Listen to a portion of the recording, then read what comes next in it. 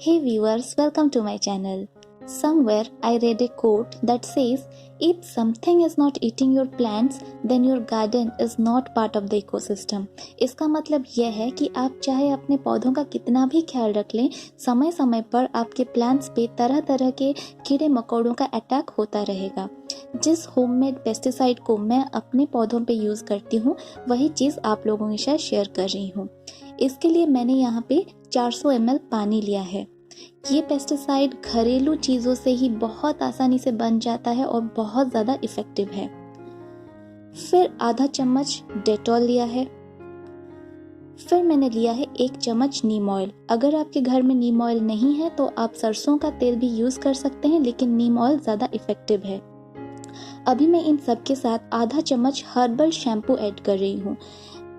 जैसा कि हम सब जानते हैं कि ऑयल और वाटर कभी मिक्स नहीं होते, तो अगर हम शैम्पू या हैंड वॉश मिलाएंगे तो ये दोनों अच्छे से मिल जाएंगे और हर्बल शैम्पू से प्लांट्स को कोई नुकसान भी नहीं होता।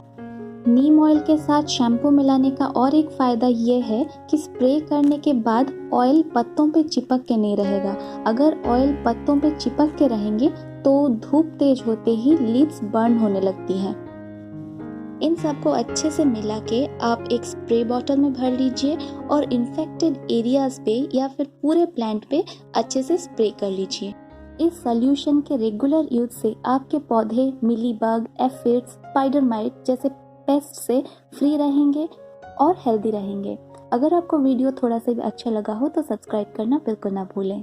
Thank you for watching.